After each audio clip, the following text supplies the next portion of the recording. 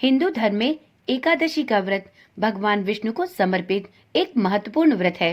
इस व्रत को रखने से भगवान विष्णु की विशेष कृपा साधक को प्राप्त होती है और व्यक्ति की सभी मनोकामनाएं भी पूर्ण होती हैं। इस व्रत का पारण भी उतना ही महत्वपूर्ण होता है जितना कि व्रत रखना।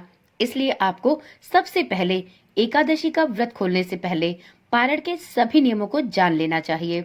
इसके अतिरिक्त एकादशी व्रत का पारण शुभ मुहूर्त में ही करना चाहिए और संपूर्ण विधि विधान का अनुसरण करते हुए करना चाहिए, अन्यथा आपका व्रत पूर्ण नहीं माना जाएगा।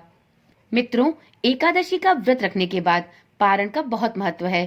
पारण का अर्थ होता है व्रत को तोड़ना। इस दिन भगवान विष्णु को अर्घ्य देकर और कुछ विशेष नियमों का पालन करके अपने व्रत का पारण किया जा सकता है। पारण करने से भगवान विष्णु की कृपा प्राप्त होती है और आपका व्रत संपूर्ण रूप से फलीभूत होता है और आपकी सभी मनोकामनाएं भी पूर्ण होती हैं। जैसा कि आप सभी जानते हैं, आज पौष पुत्रदा एकादशी का व्रत रखा गया है। पौष पुत्रदा एकादशी संतान सुख पाने के लिए सबसे महत्वपूर्ण व्रत है। एकादशी व्रत का पारण सही विधि और सही मुहूर्त में करना सबसे ज्यादा आवश्यक है।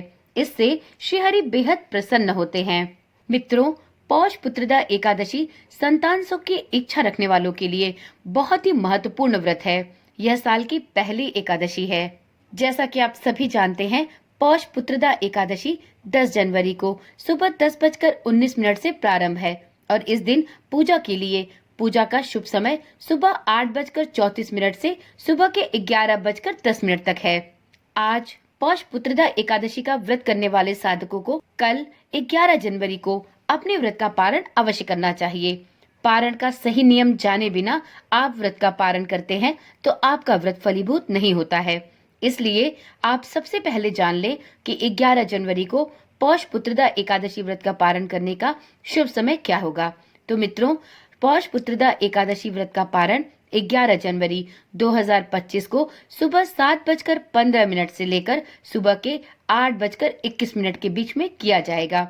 पारण तिथि के दिन द्वादशी समाप्त होने का समय सुबह 8:21 है, तो आप इससे पहले ही अपने व्रत का पारण अवश्य कर लें।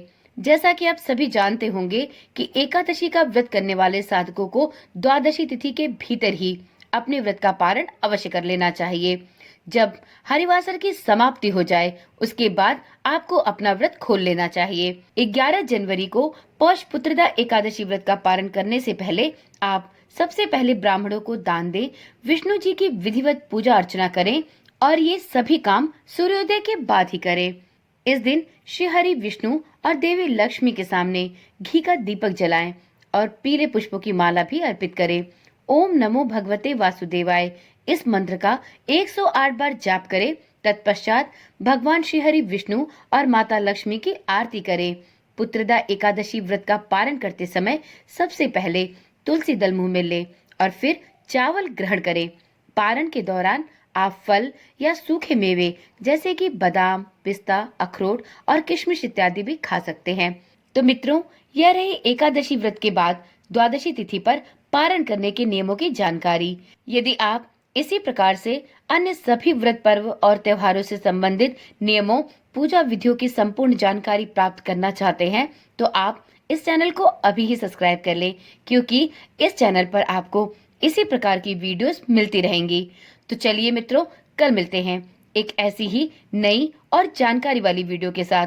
तब तक के लिए ओम नमः शिवाय, जय श्री कृष्णा, राधे राधे।